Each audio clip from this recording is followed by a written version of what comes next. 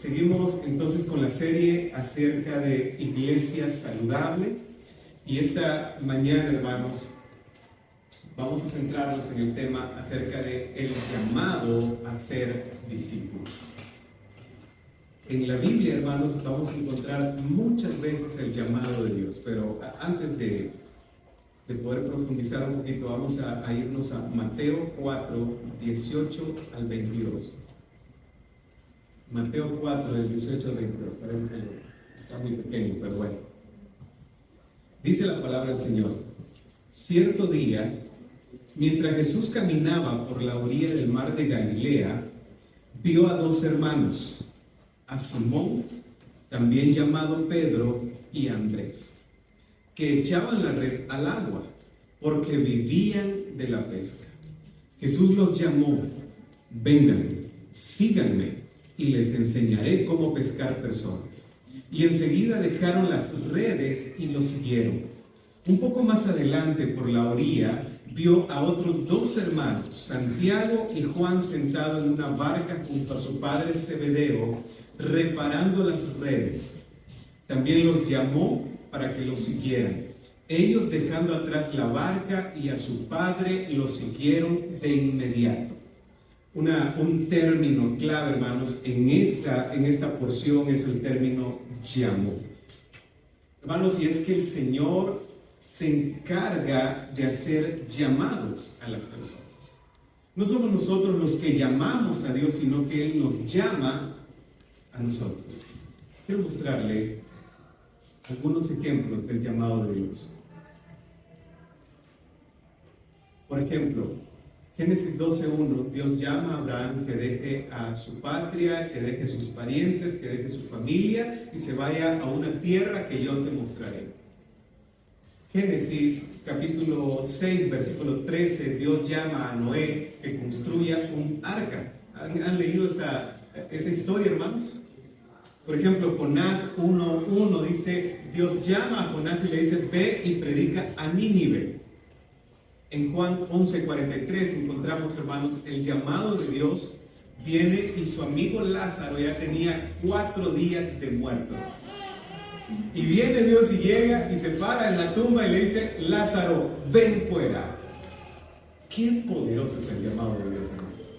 Que una persona que tenía 4 días que había muerto, Dios lo llama. Y el muchacho se levanta y sale. Les digo esto, hermanos, solo para que podamos dimensionar que el llamado de Dios, hermanos, no es cualquier llamado. La voz de Dios cuando nos llama, o el llamado de Dios, no es un llamado así pasivo o tranquilo, sino que es un llamado, que un muerto de 4 días, imagínense, si un día, hermanos, si hay problema con una persona muerta, 4 días, imagínense la situación.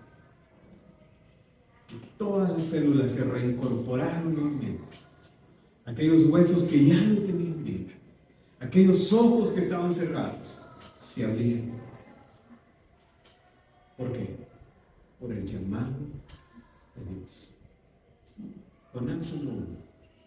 Dios le dice, Jonás, ve y predica. ¿Y qué hizo Jonás? Huyó de la presencia del Señor. Y parece, sí, usted y yo conocemos que Jonás no la pasó muy bien cuando rehusó el llamado de Dios. Vino, la barca, fue a lo profundo de la barca, estaba durmiendo en la barca, después lo tiraron a lo profundo del mar. Después vino un pez y se lo tragó. Cuando nosotros rehusamos al llamado de Dios, no la vamos a pasar muy bien. Imagínense si Noé hubiera rehusado al llamado de Dios de construir el arca. Hubiera muerto. Imagínense si Abraham hubiera rehusado el llamado de Dios de ir a otra tierra y a otra parentela para recibir la tierra que el Señor le iba a dar.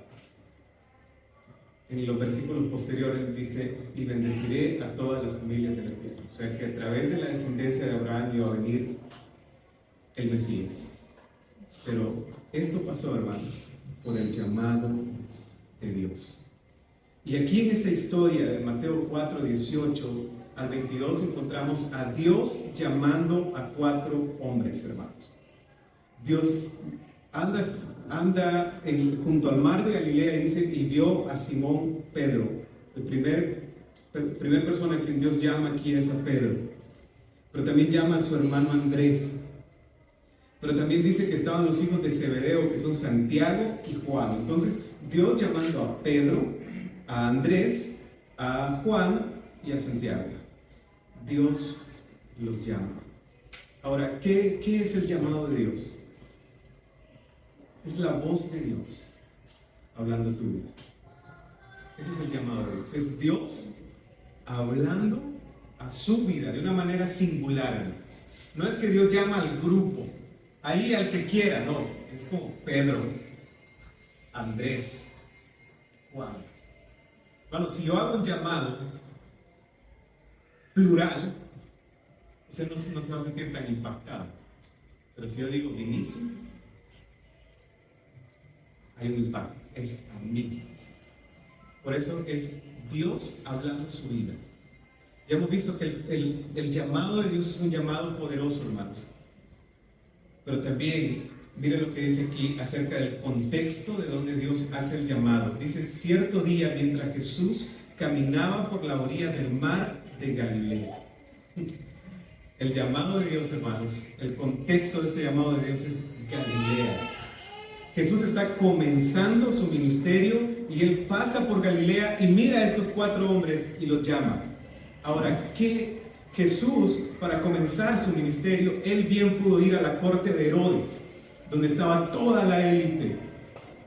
O bien pudo ir a los sabios, a los ancianos, a los sacerdotes de Jerusalén, para decirle, hey, vengan, voy a armar un equipo y necesito que ustedes sean parte de este equipo.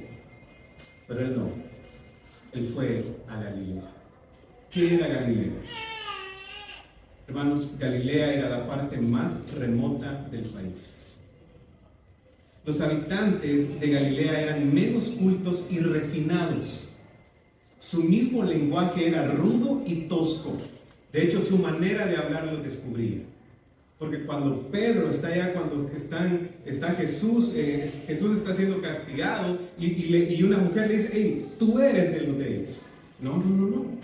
Y viene otro y le dice, no, tú eres de los de ellos porque tu forma de hablar te delata. Hermanos, Galilea no era el mejor lugar. Pero Dios nos mira como nosotros miramos.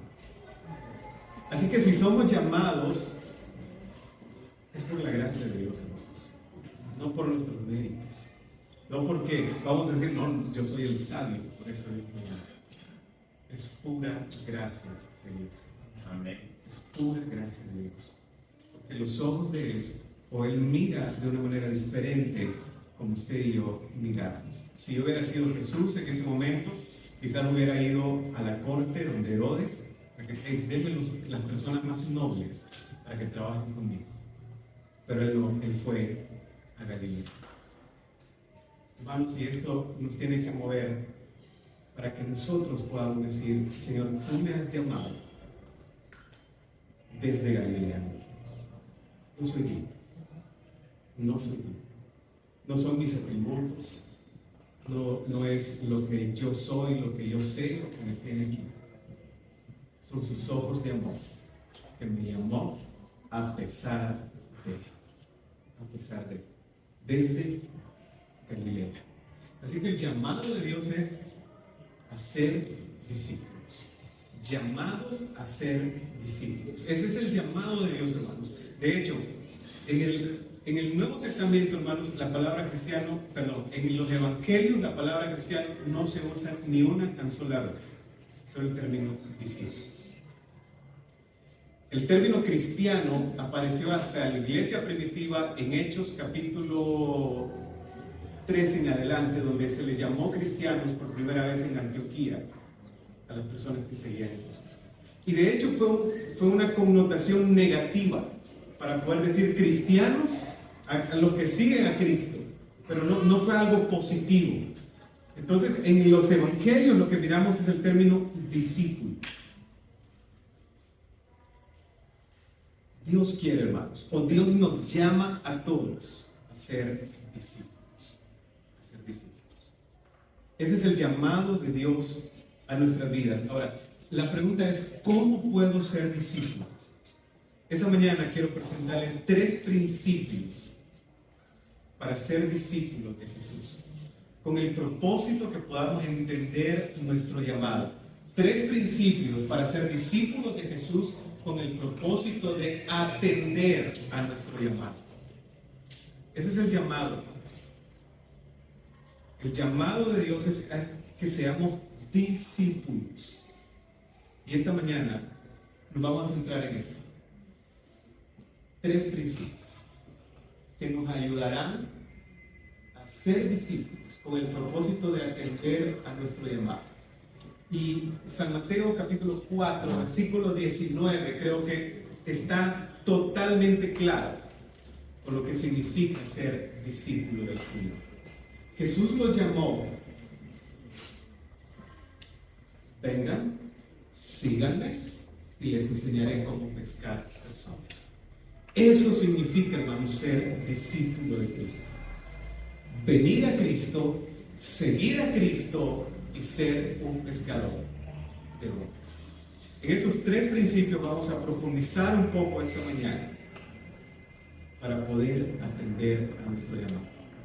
Antes tomemos un momento para poder orar y decirle, Señor, que esta mañana sea totalmente productiva, que cuente para su reino, que cuente para mi vida, que no sea una hora más donde voy a estar sentado aquí, sino que sea una hora trascendental para mi vida.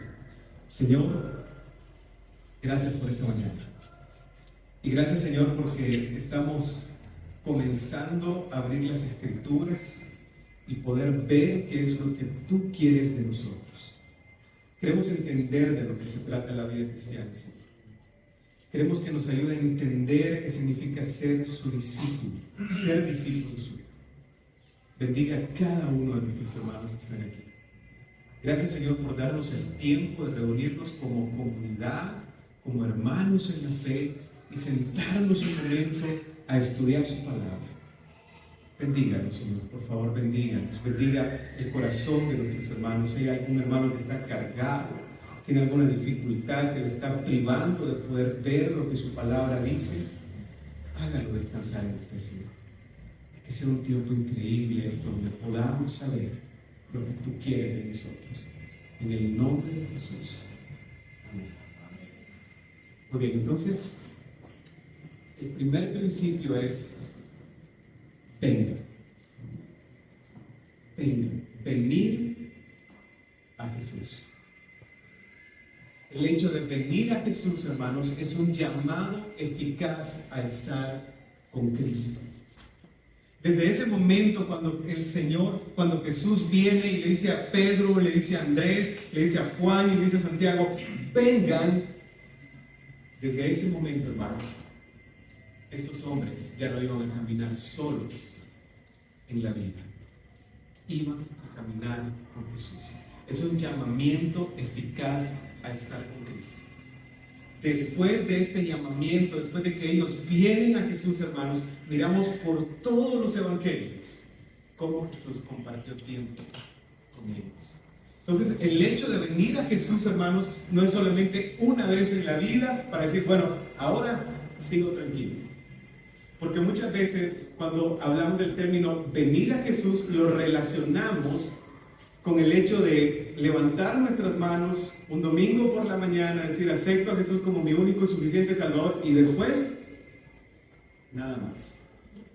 Venir a Jesús, hermanos, no es un momento, es toda una vida cerca de Dios. Eso significa venir a Jesús. Venir a Jesús no es decirle, Señor, yo te acepto como mi único y suficiente Salvador, y de ahí desconectarnos. Venir a Jesús es caminar cada día con Él. Venir a Jesús. Por ejemplo, tengo algunos versículos.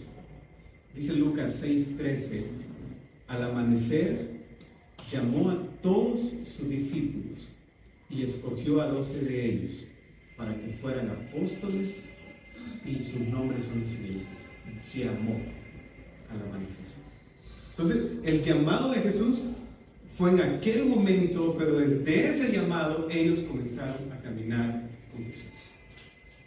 Y aquí miramos que Él los llama una vez más para darles una misión.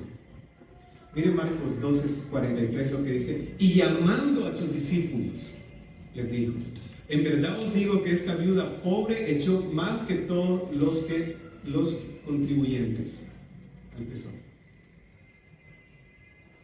Aquí miramos que en Lucas Jesús llama a sus discípulos para darles una misión. En Marcos 12 miramos que Jesús llama a sus discípulos para enseñarles. Mateo 18:1 dice: por este tiempo los discípulos se acercaron a Jesús y le preguntaron: ¿quién es más importante en el reino de los cielos? Los discípulos le preguntan a Jesús. Ahora, usted va a tener la capacidad de hacerle preguntas bastante propias a un desconocido. No, hermanos. Aquí miramos que le dice: hey Jesús, ¿y quién es el más importante en el reino de los cielos? De hecho, en otros evangelios pueden mostrar cómo ellos estaban como peleando, ¿verdad? No, cuando venga Jesús, yo quiero estar a la derecha y tú quieres, él va a estar a la izquierda. ¿Por qué hicieron esto ellos? Porque caminaron con Jesús. Venir a Jesús significa estar cerca de Él por toda una vida, no de un momento. Ahora mire, Mateo 20:17. Mientras Jesús subía a Jerusalén, llevó a los 12 discípulos aparte y les contó en privado lo que iba a suceder. ¿Qué iba a suceder? Jesús les dice que va a Jerusalén para ser crucificado. Ahora, ¿por qué Jesús dice que los llevó aparte a los 12? Porque era su círculo inmediato. Porque estos hombres estaban caminando con él. A tal grado que él dice: no, yo voy a Jerusalén, pero ustedes tienen que saber que yo voy a morir allá. Mateo 26:40. Dice: luego volvió a los discípulos y les encontró dormidos. Le dijo a Pedro: no pudieron velar conmigo ni tan siquiera una hora. Jesús regañando a estos hombres. Jesús exhortando a estos hombres. ¿Por qué? Porque Él estaba caminando con ellos. Ahora, Juan 21:14. Esta fue la tercera vez que se apareció Jesús, se apareció a sus discípulos después de haber resucitado de los muertos. ¿A quiénes se apareció Jesús después de haber resucitado? A sus discípulos. ¿Por qué? Porque ellos entendieron lo que significaba venir a Jesús, caminar con Él. Hermanos, si usted quiere ser discípulo de Jesús, primeramente necesita venir a Jesús. Es lo primero. Y venir a Jesús significa vivir una vida constante con Él. No por momentos, no por minutos, sino que cada día usted y yo vamos a caminar con Jesús. Para Juan, Pedro, Andrés y Santiago, ellos eran parte de Jesús, pero Jesús era parte de ellos. Eran un solo equipo. Muchas veces nosotros pensamos que la vida cristiana es un momento, pero no es un momento. Es toda una vida con Jesús. Venir a Jesús. Mateo 11:28 lo dice de esta manera, la siguiente diapositiva. Venid a mí, todos los que estáis trabajados y cargados, y los haré descansar. Llevad mi yugo sobre vosotros y aprended de mí, que soy manso y humilde de corazón, y hallaréis descanso para vuestras almas, porque mi yugo es fácil y ligera es mi carga. Venid a mí, miren el mismo término, vengan, venid a mí, todos los que están trabajados y cargados, y los haré descansar. Hermanos, venir a Jesús significa caminar por Él caminar con Él por toda una eternidad, comenzando ahora mismo a caminar con Él Y así es, cuando lleguemos al cielo, cuando llegamos al cielo, seguimos caminando con Él por toda la eternidad. Aquí dice, venid a mí todos los que estéis trabajados y cargados y los haré descansar. Y mire la imagen que usa, llevar mi yugo. Hermanos, la imagen que está utilizando aquí el escritor es la de un yugo. ¿Y qué es un yugo? ¿Ustedes han visto los yugos? ¿Conocen los yugos? Jesús lo que está diciendo aquí es, enyúguense conmigo. Eso significa, hermanos, venir a Jesús, estar enyugado con Él. Ahora, en el tiempo de Jesús habían dos tipos de yugos. Había un yugo que era especial para los animales, que era un yugo meramente de esclavitud. Pero también había un yugo que se utilizaba para las personas. Y la imagen de este yugo que se utilizaba para las personas era para proporcionar descanso, enseñanza y facilidad de la carga. Cuando Jesús dice, llevad mi yugo, está diciendo ese yugo de las personas. Un yugo no de esclavitud, sino un yugo que les va a proporcionar descanso, porque van a ir con Jesús. Un yugo que va a proporcionar enseñanza, discipulado. Yo les enseñaré a ustedes. Pero también un yugo que va a facilitar la carga. Dice, venid a mí todos los que estáis trabajados y cargados y los haré descansar. Llevad mi yugo sobre vosotros. Venir a Jesús significa enyugarme con Jesús. Eso significa ir caminando juntos en la vida. Aprender de mí. Si nos enyugamos con Jesús, vamos a aprender de Él, hermanos. No es que nosotros le vamos a ayudar a Jesús, sino que Él nos ayudará a nosotros. Él será nuestro maestro. Pero también dice que soy manso y humilde y hallaréis descanso para vuestras almas. Enyugarnos con Jesús no solamente significa aprender de Él, sino que también significa hallar descanso para nuestras almas. Pero también dice, porque mi yugo es fácil y ligera mi carga. Si nos enyugamos con Jesús, hermanos, la vida será más fácil y la carga de la vida será más ligera. Quizás usted está preguntando, pastor, viera qué cargado estoy. Y la pregunta que yo le hago es, ¿está enyugado con Jesús? Quizás usted dice, viera qué cansado estoy. Yo le pregunto, ¿está enyugado con Jesús? Pastor, mire que no estoy aprendiendo nada. ¿Está enyugado con Jesús? Venir a Jesús, hermanos, significa estar enyugados a Él. Desde ese momento, Pedro iba a caminar por la vida enyugado a Jesús. Santiago iba a caminar por la vida enyugado a Jesús. Juan y Andrés. ¿Ustedes saben quién era Pedro, hermanos? Pedro era una persona impulsiva. Pedro era una persona que en algún momento vinieron a querer agarrar a Jesús, sacó la espada y le quitó la oreja a una persona. Y él no quiso darle la oreja, porque la puntería le falló. Entonces no es como, no, el que sea la oreja le quito, no, hermanos. Hermanos, pero revisemos Hechos. Veamos a un hombre predicando, convirtiéndose 3,000 personas. ¿Por qué pasó esto? Se enyugó con Jesús.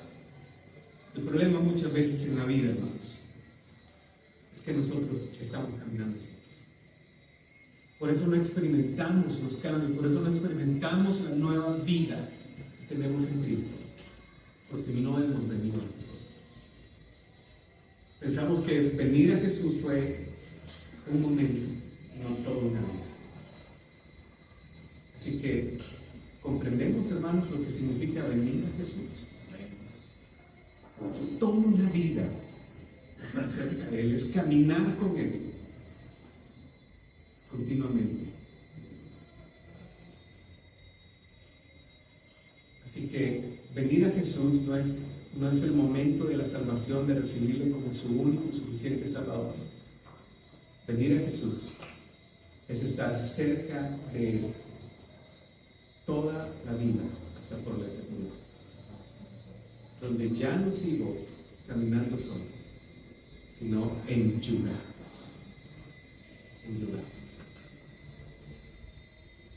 Hermanos, consulta.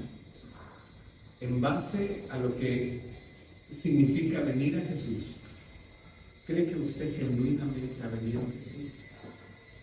¿Cree que en realidad, hermanos, usted puede decir, yo ya vine a Jesús? Bueno, si usted cree que en realidad esto no, como que lo que dice la palabra y cómo está viviendo su vida como que no cuadra, esta mañana usted puede decirle, Señor, ahora entiendo lo que significa venir a usted.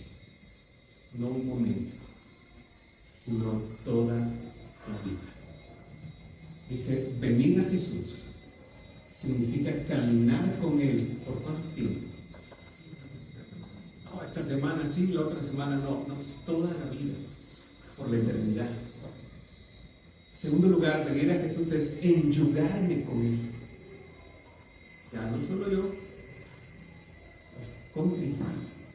Pero venir a Jesús significa también recibir descanso para mi vida. Recibir enseñanzas que Él nos va a enseñar. Pero también es aliviar y aligerar la carga de la vida. Si la vida está siendo demasiado pesada para usted, lo más probable es que no está enyugado con Jesús, que no ha venido a Jesús. Porque el propósito de enyugarnos con Jesús es aliviar la carga y aligerar la carga de la vida. Muy bien, entonces, ¿cuáles llamados a ser discípulos? Si usted quiere ser discípulo, lo primero que es venir a Jesús. Y sabemos el peso que esto tiene, ¿verdad, hermanos? Venir a Jesús. Segundo. ¿Cuál es el segundo principio, hermanos? Seguir a Jesús. Dice, cierto día, mientras Jesús caminaba por la orilla del mar de Galilea, vio a dos hermanos, a Simón, también llamado Pedro, y a Andrés, que echaban la red al agua porque vivían de la pesca. Jesús los llamó, vengan, síganme. Y les enseñaré cómo pescar personas. Y enseguida dejaron las redes. ¿Y qué pasó, hermanos? Lo siguieron. Un poco más adelante por la orilla vio a otros dos hermanos, Santiago y Juan, sentados en una barca junto a su padre Zebedeo reparando las redes. También los llamó para que lo siguieran. Ellos dejando atrás la barca y a su padre, ¿qué hicieron? Lo siguieron. Síganme. Si usted y yo queremos ser discípulos de Jesús, no solamente necesitamos venir a Él, sino seguir. El término seguir significa acompañar, ir detrás de, ser un discípulo.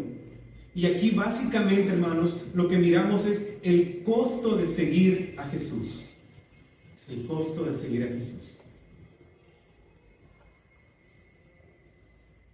¿Qué significó para estos hombres seguir a Jesús?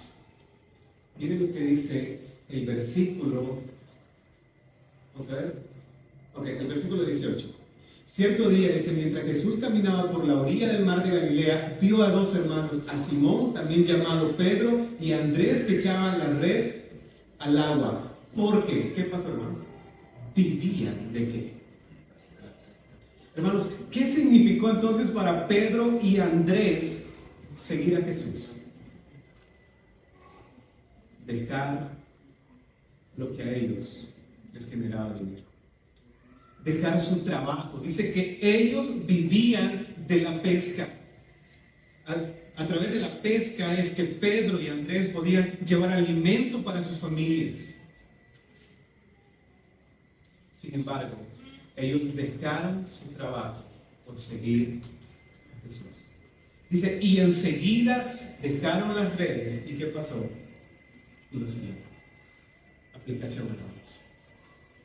Lo que está mostrando aquí el texto es que seguir a Jesús es más importante que su trabajo. Eso. Seguir a Jesús es más importante que su trabajo, porque dice, ellos vivían de la pesca, pero enseguida dejaron las redes. ¿Y qué pasó? Y lo siguieron. Hermanos, el costo de seguir a Jesús es este, que seguir a Jesús es más importante de lo que usted y yo nos dedicamos. Pero consulta. ¿Será que seguir a Jesús para usted es más importante que su trabajo? ¿O será que el trabajo es más importante para usted que seguir a Jesús? Hermanos, eso significa seguir a Jesús. Decirle, Señor, mi empleo no está por encima de usted. Seguirlo a usted es lo más importante en mi vida. Eso significó para Pedro y para Andrés.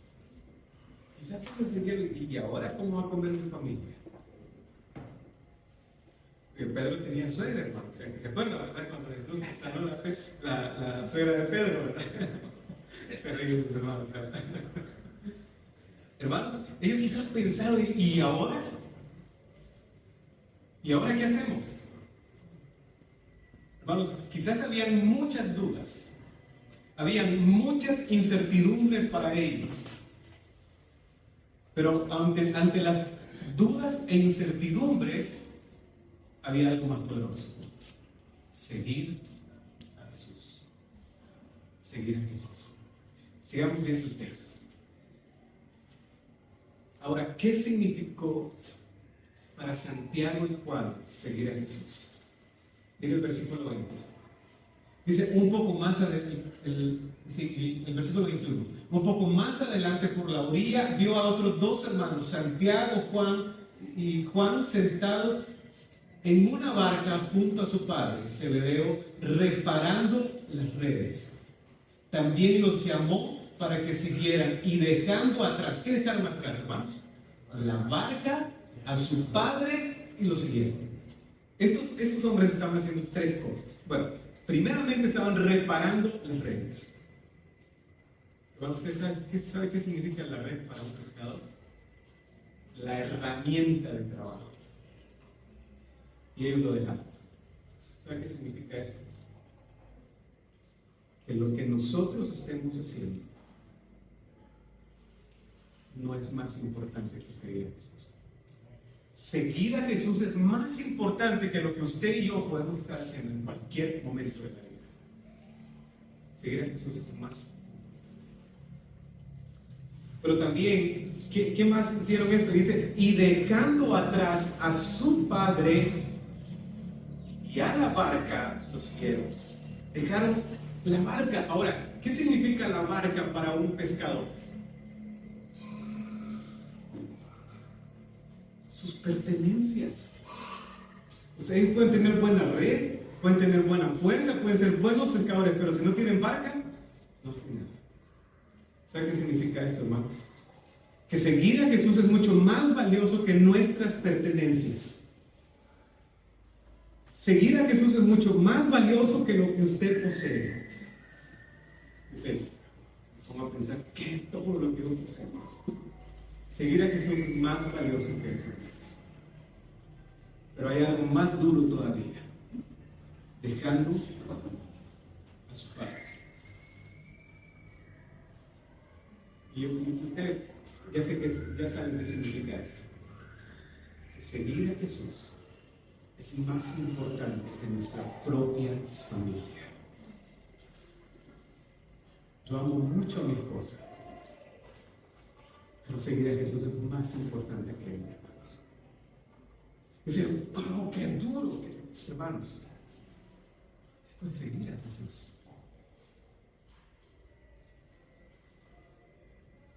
Para Pedro y Andrés, seguir a Jesús significó decir, seguirlo a usted es más importante que mi trabajo. Para Santiago y Juan, seguir a Jesús era dejar lo que estaban haciendo dejar sus pertenencias, incluso dejar a su padre. Y Dios no es que está diciendo, no, de ahora en adelante, denle la espalda a su familia, pero sí está diciendo, yo tengo que estar arriba de su familia. Seguirme a mí es más importante que su misma familia. Eso significa, hermanos, seguir a Jesús. ¿Está siguiendo a Jesús usted? ¿Cree que lo está siguiendo? Quiero mostrarles un cuadro acerca de otras escenas sobre personas que querían seguir a Jesús. Lucas 9:57 dice, yendo ellos, uno le dijo en el camino, Señor, te seguiré a donde quiera que vayas. Y él le dijo, las zorras tienen guaridas y las aves de los cielos nidos, mas el Hijo del Hombre no tiene donde recostar su cabeza. Este hombre le está diciendo, Señor, yo te seguiré a donde quiera que vayas. Era un discípulo emocional, una persona que estaba respondiendo de una manera emocional, no en base a las convicciones. Y Jesús le está diciendo, un momento, tú necesitas reflexionar sobre lo que significa seguir a Jesús.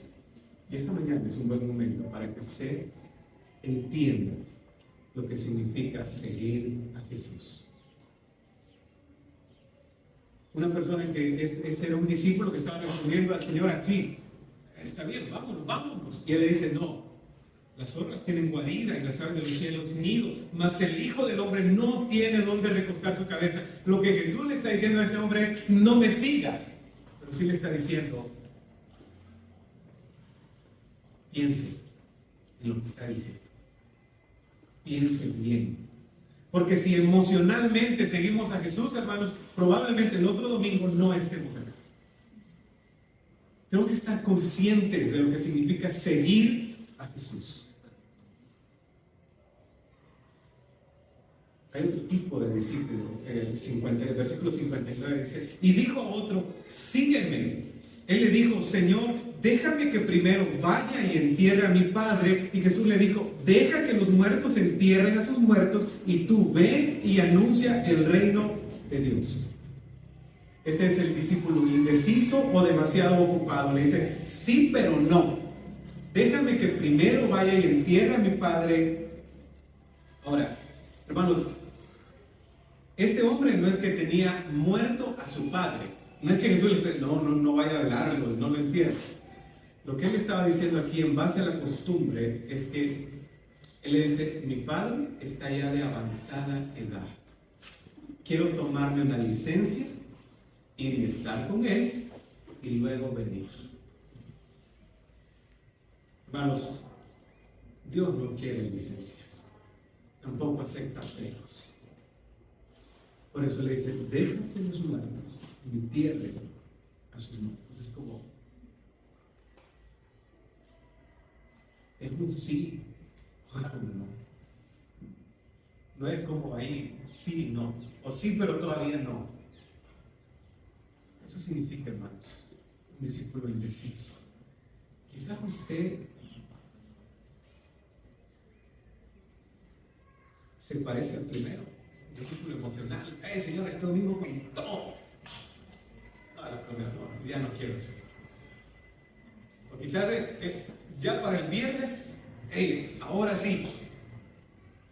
Y cuando llegue el lunes, no queremos nada de Jesús. Es sentar, hermanos, pensar en lo que significa seguir a Jesús. O quizás es un discípulo indeciso. Si quiero, Señor, pero todavía no. Necesito algo más. O deme más tiempo. Deja que los muertos entierren a sus muertos. Y también tenemos el tercer ejemplo, el discípulo vacilante. Dice, versículo 61, entonces también dijo a otro, te seguiré, Señor, pero déjame que me despida primero de los que están en mi casa. Y Jesús le dijo, ninguno que poniendo su mano en el arado mira hacia atrás está preparado para el reino de los cielos, para el reino de Dios. Ese tipo de discípulos, hermanos, es una persona vacilante. Si quiero, Señor, pero voy a estar viendo hacia atrás, como la mujer del Antiguo Testamento. ¿Recuerdan? ¿La mujer de quién, hermanos? De Lot, que miró hacia atrás. El problema de este discípulo no era volver hacia atrás, sino estar viendo hacia atrás. Estar viendo al mundo. Entonces, es una persona que quiere al Señor, quiere estar con el Señor, pero no deja de ver hacia atrás. Y va y está viendo aquellos pecados atrás. Está viendo todos los deleites que tenía antes. No una persona que vuelve atrás, pero sí está viendo hacia atrás. ¿Será que usted es este tipo de discípulos? No, estamos con todo, hermanos. Pero si revisamos su teléfono, quizás hayan cosas que no le agradan a Dios. Si revisamos su vida, quizás el 50% del tiempo está viendo a Jesús y el otro 50% del tiempo está viendo hacia el mundo, hacia lo que el mundo le ofrece, hacia su vida pasada. Por eso él dice, nadie que poniendo la mano en el arado mira hacia atrás. Tremendo, hermanos, tremendo. Entonces, el seguir a Jesús no es algo emocional, sino es una decisión consciente calculando el costo.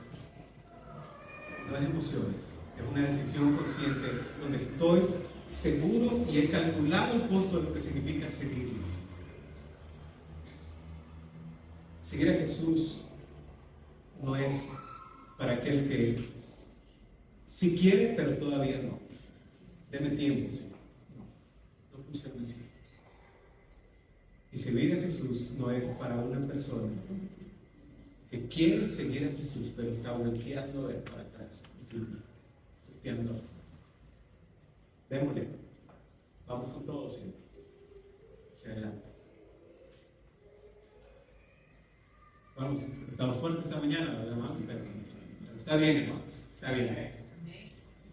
Lucas 9:23 nos dice, se va a poner un poco más fuerte, pero bueno. Y decía a todos, si alguno quiere venir en pos de mí, ¿qué tiene que hacer? Niéguese a sí mismo, tome su cruz cada día. Sí. Venir a Jesús, hermanos, es negarme a mí mismo. Es negarme a lo que yo quiero, negarme a mis intereses, negarme a mis derechos para seguir a Jesús. Es morir a mí mismo para que Jesús viva en mí. Es dejar de depender en mí mismo para depender de Jesús. Es vivir cada día no para mí, sino para Cristo. Seguir a Jesús es una negación a mí mismo. Es renunciar a mí, hermanos, para decirle sí a Jesús. Eso significa seguir a Jesús.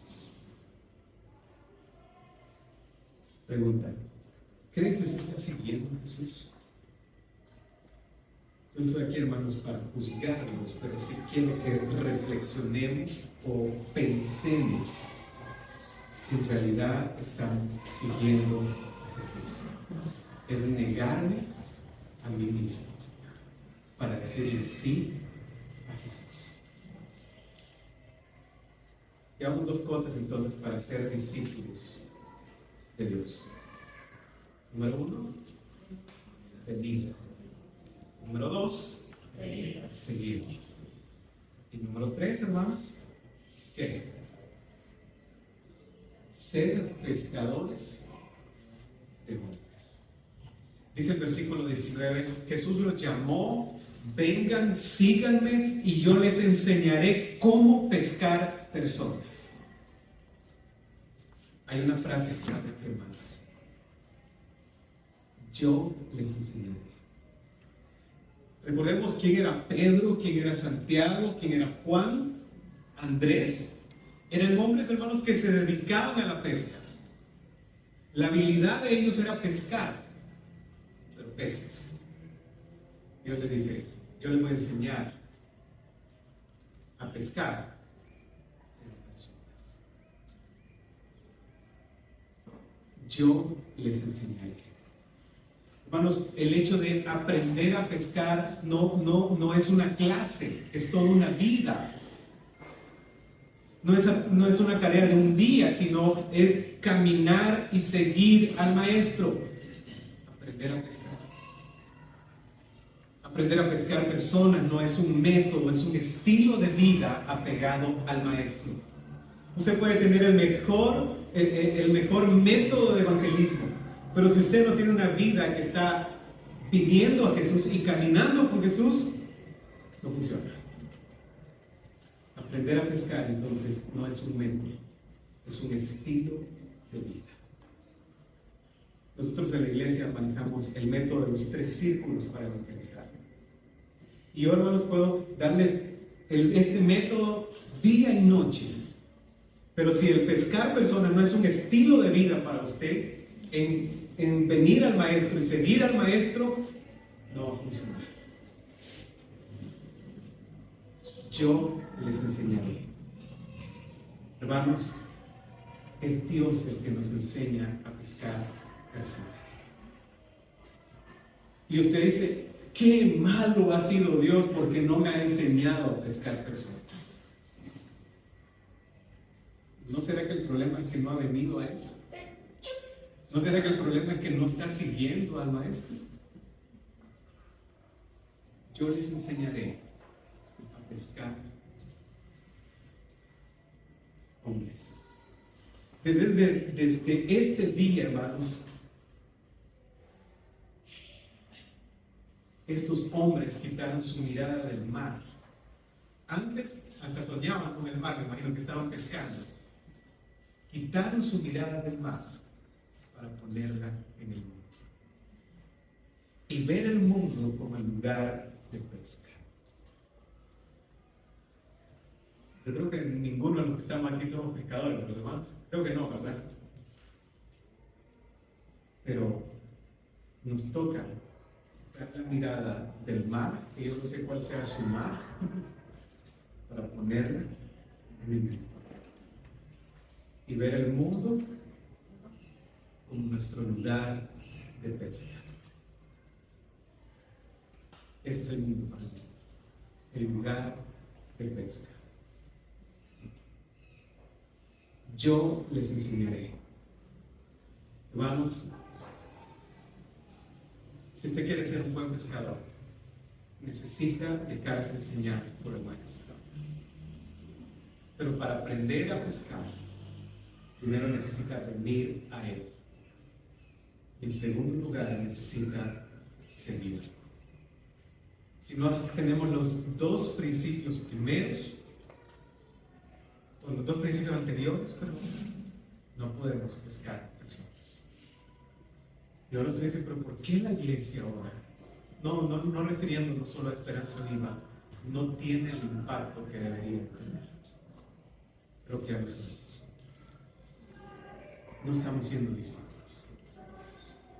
No estamos viniendo a Jesús. No estamos enyugados con Jesús. No estamos emparejados con Jesús, caminando con Jesús. No estamos siguiendo a Jesús. Para pescar necesitamos aprender del Maestro. Y mire, Mateo 4:17, los versículos anteriores a la porción que hemos estudiado. A partir de entonces Jesús comenzó a predicar: arrepiéntanse de sus pecados y vuelvan a Dios, porque el reino de los cielos está cerca. Ese es el mensaje. Ese es el mensaje, hermano, un mensaje de arrepentimiento, un mensaje de que las personas puedan volver a hacer un cambio en su vida. Arrepentimiento significa eso, hacer cambio en la vida, un cambio de dirección. Arrepiéntanse de sus pecados y vuelvan a Dios, porque el reino del cielo está cerca. Ahora, hermanos, este es el contenido del mensaje. De alguna manera, lo que podemos decir es la carnada. Yo puedo tener la mejor carnada de todo Cihuatepeque para ir a pescar, hermanos. Pero si yo no sé cómo pescar, aunque tenga la mejor carnada, no va a funcionar. Ese es el mensaje. Arrepiéntanse de sus pecados y vuelvan a Dios, porque el reino del cielo está cerca. Y hermanos, nosotros no tenemos ningún problema en saber qué decir. Donde siento que yo necesito mejorar es en que el maestro me enseñe. En que el maestro me enseñe. Así que sabemos lo que significa ser discípulo de Dios, ser un pescador de hombres que es enseñado por el maestro. Ahora, ¿creen que Pedro aprendió a pescar, hermanos? Hermanos, si con la sombra del amigo se sanaban los enfermos. ¿Qué nivel, hermanos? Si en cada sermón, hermanos, nombre 3,000, 5,000 personas. ¿Saben por qué pasó esto? Porque él vino y caminó con el maestro. Si no estamos dispuestos a venir y no estamos dispuestos a caminar, hermanos, nunca podremos tener una vida plena en el Señor. Nunca, hermanos, podremos tener esa vida plena en el Señor. Así que, hermanos, ¿estamos listos para tomar el desafío?